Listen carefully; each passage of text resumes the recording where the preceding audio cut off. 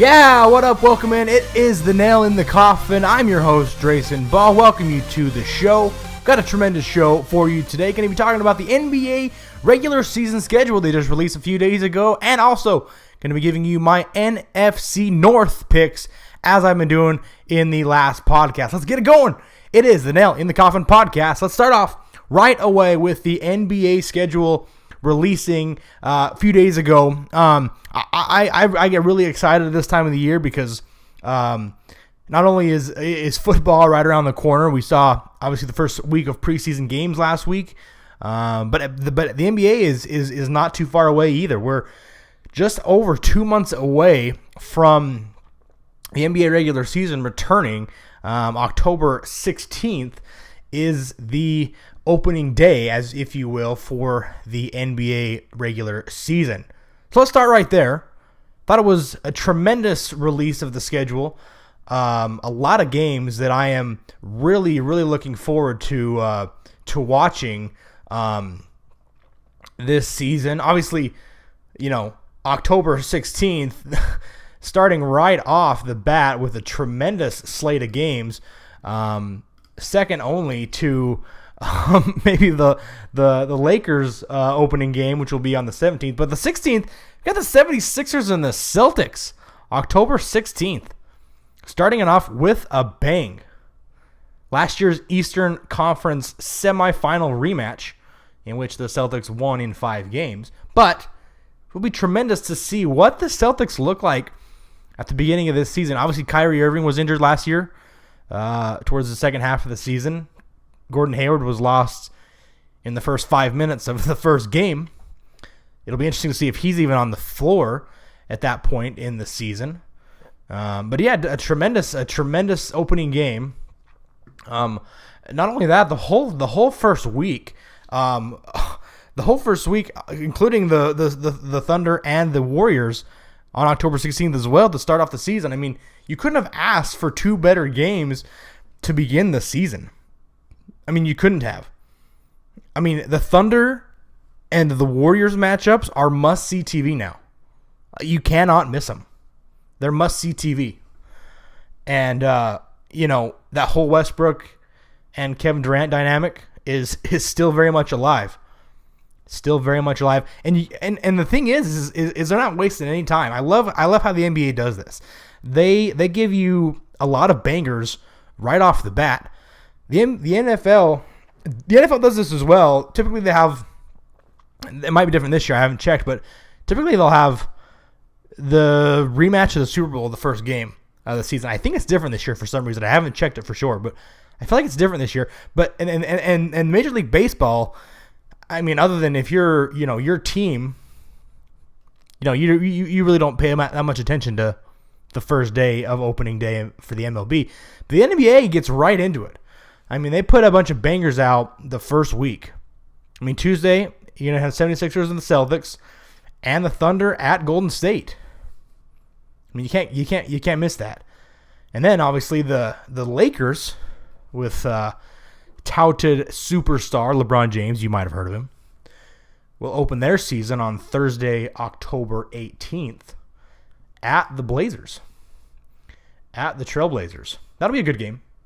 I mean, it would have been nice. It would have been really cool to see them open with like the Warriors or even the Rockets. They play the Rockets on Saturday, October 20th, so 2 days later. It would have been cool to see them open with the Rockets and then play the Blazers. But it'll be a good game. It'll be really interesting. It'll just be really fun no matter what. I mean, they could have played the Suns and everyone would watch. I mean, everyone's going to be just salivating to see LeBron James in a Lakers uniform. I mean, it'll be must-see TV as well. Must-see TV as well. Friday, you got the Celtics at the Raptors. I mean, it's going to be a dogfight in the East between those two teams. It'll be a dogfight in the East. And I'm really interested to see. There's so many good storylines going into the NBA regular season. There's just so many. The Raptors with Kawhi Leonard, how are they going to look? The Celtics with Kyrie Irving and Gordon Hayward returning from injury, how are they going to function? I mean, Gordon Hayward. Let's rewind a little bit. Gordon Hayward leaves the Jazz in the 2017 offseason, and followed by Kyrie Irving's request to trade out of Cleveland. So they meet up in Boston, and 5 minutes into the season, the whole plan has come to a halt. And Jaylen Brown is thrown into extra duty. Jason Tatum was thrown into extra duty, and they both played tremendous. And that's where my intrigue, I'll say, comes into play, is that how are they going to accept, or maybe they won't accept? That's what I'm saying. A reduced role when Gordon Hayward comes back. Will they? I mean, that's the biggest question. Is now that you've got Jason Tatum, who looks to be a touted superstar, is he going to accept a lesser role now that he had a tremendous the tremendous rookie season that he had? Will he just be willing to accept a bench role or a lesser role? Now again, who knows if Jason Tatum becomes Jason Tatum if Gordon Hayward's healthy all year? I think he plays well, but I don't think he has nearly that type of role if Gordon Hayward is healthy all year. Now, Gordon Hayward, going into last season, was obviously the better player. Now, Tatum has a better upside, I think. I think Tatum has a much higher upside than Gordon Hayward. And so that'll be an interesting dynamic. And then also the Raptors with Kawhi Leonard. Could Kawhi Leonard be the missing piece that the Raptors have needed for the last 3 or 4 seasons? That'll be really interesting to me. That game is on Friday, followed by the Warriors at the Jazz. Another kind of low-key, really good matchup. A lot of people are sleeping on the Jazz this year, and I don't know why. Other than Kevin Pelton, we talked about that last episode of the Nail in the Coffin podcast. A lot of people are sleeping on the Jazz. They're going to be good. And they'll get a really good tester early. It's really interesting with the Jazz. I like them early because they have every one of their players returning from last season. A lot of their core guys, every one of their core guys is returning from last season. Everyone. They re-signed Derek Favors. They re-signed Dante Exum. They're going to have their core, which was played really well throughout the second half of the season last year. They're going to have them all returning. They play the Warriors. Obviously, they'll have most of their guys returning as well. So that'll be a really interesting game as well, that opening Friday as well. And then, like I said, I mentioned on Saturday, you have the Rockets at the Lakers, getting another chance to see the LeBron James-led Los Angeles Lakers. Lakers are a good buy. This season. They don't have more home games, obviously. They have more televised games than anyone this season. No surprise. Not surprising.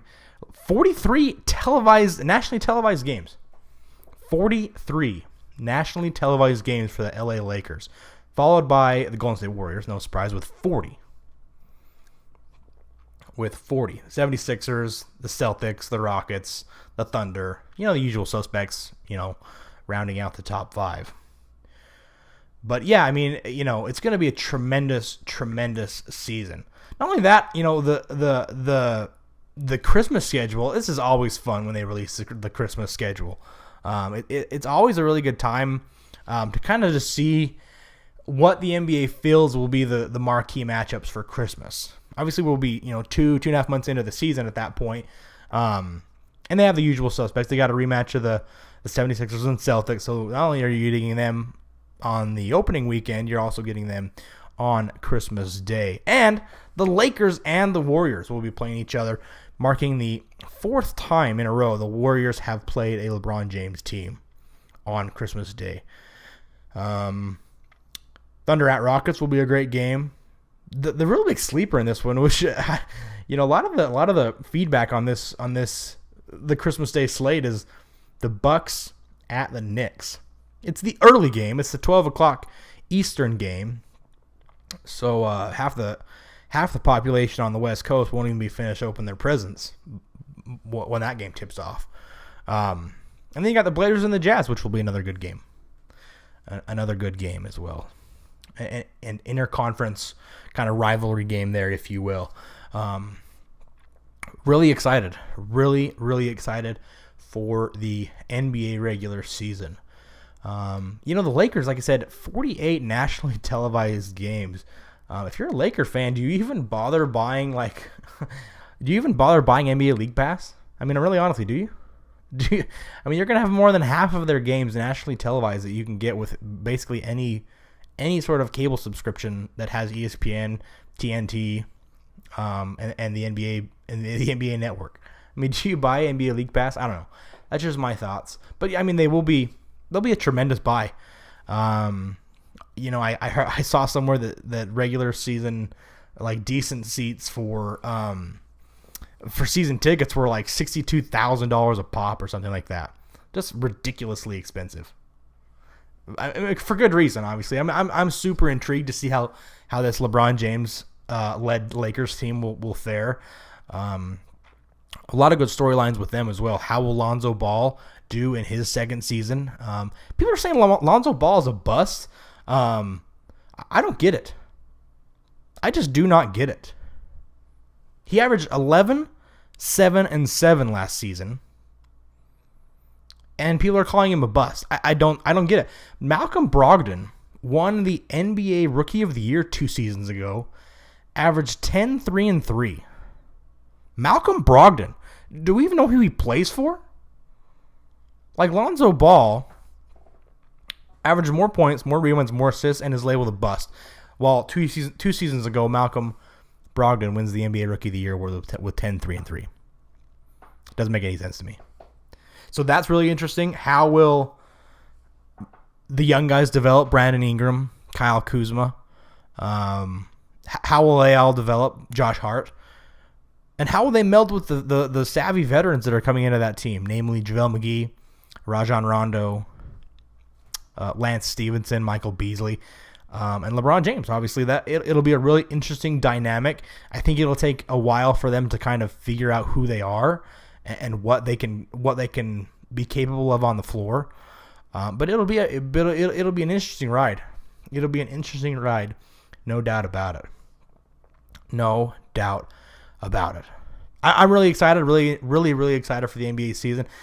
We're just, like I said, a little bit over 2 months away from October 16th, which is when the regular season starts, and obviously the preseason will start a few weeks prior to that on September 30th, 29th, thereabouts for most teams. So we're just a month and a half away from NBA basketball, preseason or otherwise, and I could not be more excited for it. I could not be more excited. I think there's a lot of interesting storylines this year, and I cannot wait. I cannot wait. Wanted to transition into my predictions for the NFC North this year. Been doing this. Started this last week's edition. It was last Tuesday. I guess it's been almost a week since I've uploaded a podcast. But yeah, I've been doing this, and I'm going to be doing this for all 8 of the different divisions, the NFC and the AFC as well. Last week I did the AFC North, so we'll keep it simple. We'll just do the NFC North as well. Last week, obviously, I mentioned the AFC North. I think the Steelers are going to win that this year. I think they will be the best team in the AFC. I do. I think they'll be the best team in the AFC. The Patriots, I believe, will take a step back. And there's really no other strong candidate in the AFC. There are a few decent teams, but I see the Steelers as being the number 1 seed in the AFC this year. On to the NFC, and we'll start with the Packers. We'll start right away with the Packers. I predict the Packers will win the NFC North this year. A lot of people are high on Minnesota, and rightly so. They had a tremendous season last year, led by Case Keenum. And if people are saying if Case Keenum can lead them to 13 wins, then certainly Kirk Cousins, who's an upgrade from Case Keenum, can do so as well. But I like the Packers. I like the Packers. Getting Aaron Rodgers back will be huge for them. Will be huge for them.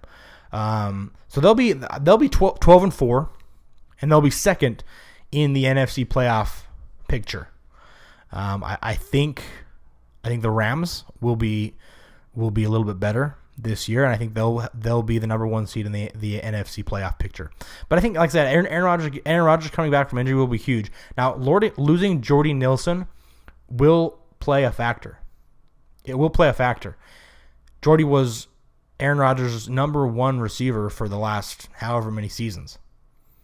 So losing him will be big, but they also get a great pass catching tight end in Jimmy Graham, who kind of floundered a little bit, if you will, in Seattle. Maybe that's just the scheme or whatever it was, but I think he'll return to his form as he was in New Orleans with the Packers and Aaron Rodgers. I still think he can. I still think he can play in this league, and I think Aaron Rodgers will bring out the best of him. Losing Jordy Nelson will be big though, but I think Aaron Rodgers of all people can overcome it. They do have a pretty favorable schedule. All 6 of their games to start the season are winnable games. All 6, and then they have the bye week in week 7, which is an early bye week. A lot of teams like a later bye week to be able to recover from some injuries. But home versus the Bears and the Vikings. They will have a little bit of a test with the Vikings, obviously, but also on the road at the Redskins. But then they're home for the Bills, at the Lions, and then home for the 49ers. So the 6 winnable games. Obviously, they could go 3-3. I mean, let's not kid ourselves. They could go 3-3. They could lose to the Vikings, the Redskins, and the Niners. They could, but I think they'll lose probably one of those games, maybe at the Redskins. But I do think they will have 6 winnable games to start their schedule, and then they have a pretty easy closing stretch. I do believe they'll be battling for playoff positioning with the Vikings, but they do have a pretty favorable stretch. It begins on November 25th at the Vikings. Not that this is a favorable matchup, but it as far as playoff positioning goes, a win there would be really, really big for the Packers late in the season. They host the Cardinals and They host the Cardinals, Falcons, and Lions in December, and they're on the road at the Bears and Jets. So I think it's a really favorable schedule, especially the last four of the last 5 weeks, other than the Falcons, who will be a tough test. But it is at home. It is at home, and it'll be in December. Falcons are a warm weather team playing a dome. It'll be snowing sideways in Lambeau Field. So I do think they have a favorable schedule to finish off the season, and that could prove to be enough to get them into the 1 seed for that division. So 12-4 for the Packers, but they will finish second in the NFC behind the Rams of Los Angeles. The Vikings, however, I do have at 11-5 with a playoff spot. They'll be just a game behind the Packers at 11-5. And again, I'm not down on the Vikings. I just think they caught a few breaks last year. And they're going to have a first-place schedule now, and that changes things a little bit. They're going to have a first-place schedule. Not only that, Kirk Cousins, he may be an upgrade from Case Keenum. Case Keenum played tremendous last season, and Kirk Cousins could be an upgrade. But he is learning a new offense. It is a new system. How will he meld with that offense? How will he meld with his offensive coordinator and his quarterback coach? I mean, all these things they're not maybe huge things, but they are something. It is something that he's on a new team and a new offensive system. How will he be able to learn that and meld? And if he does, I think they could push the Packers for first place in the division. They could.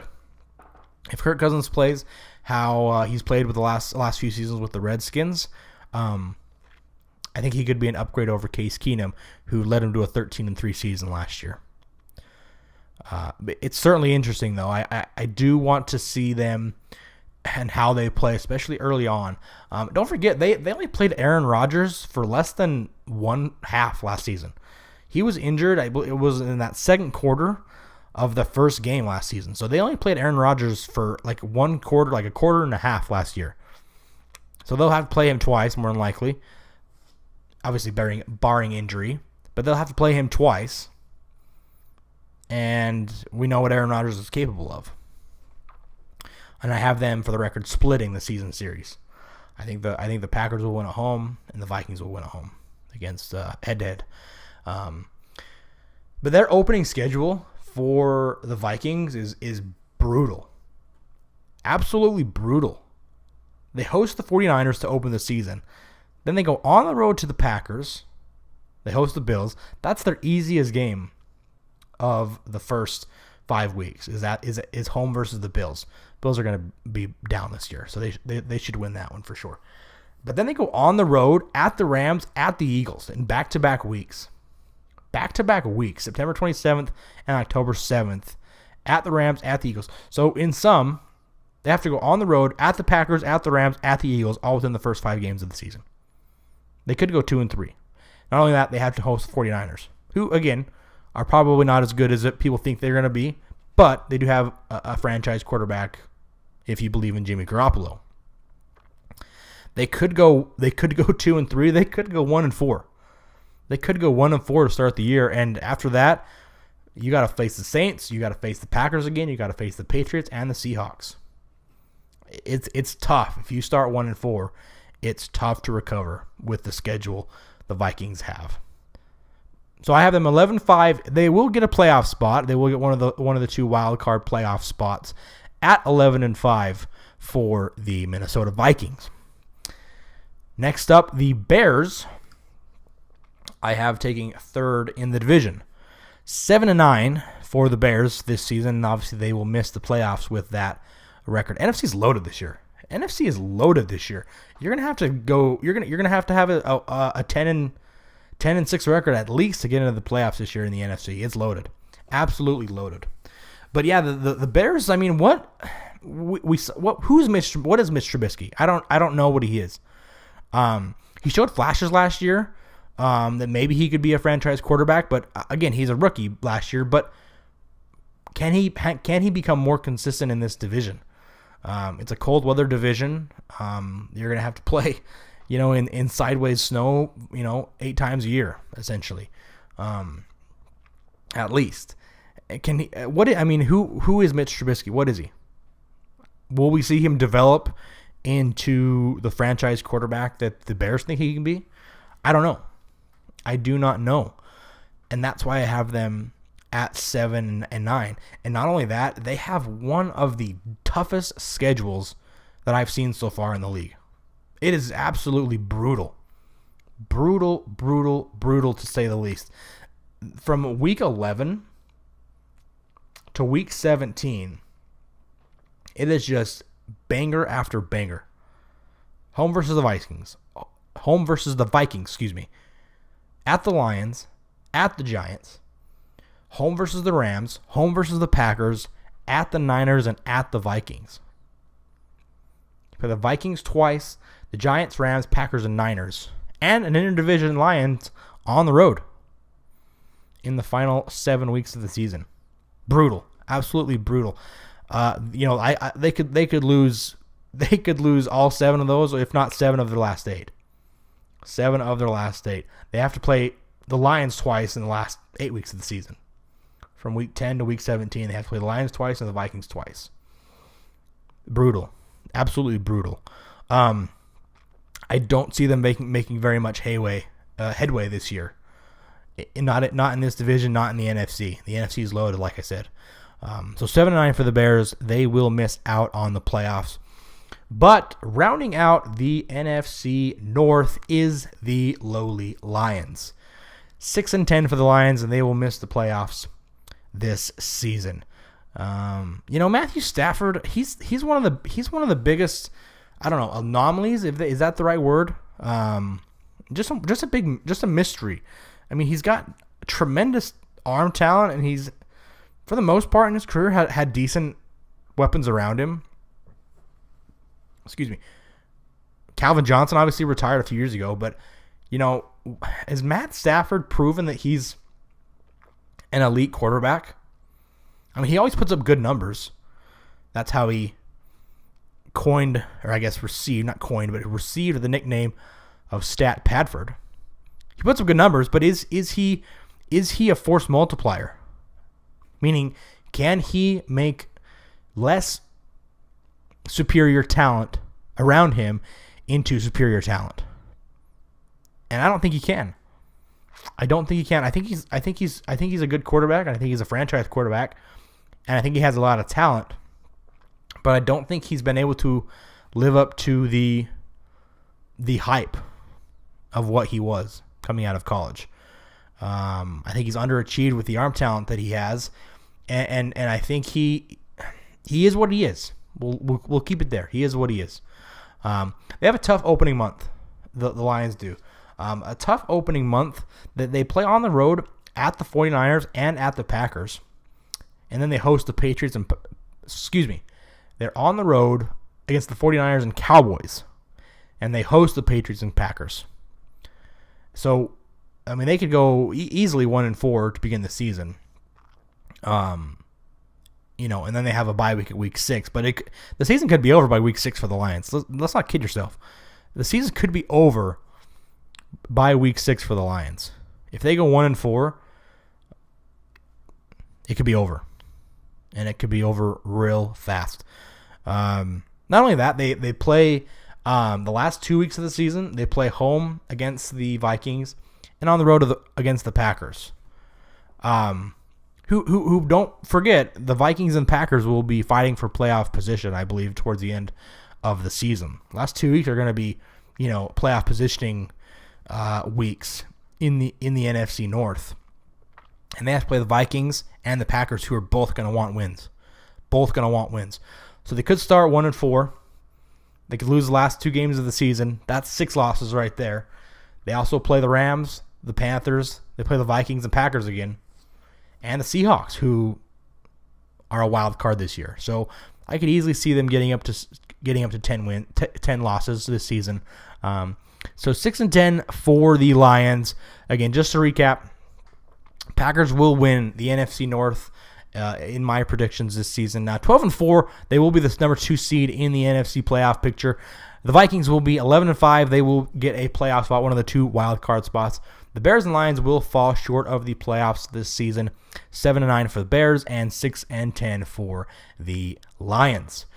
That's going to wrap it up for today's edition of the Nail in the Coffin podcast. Don't forget to like the video and subscribe. I've been Drayson Ball. I'll see you later.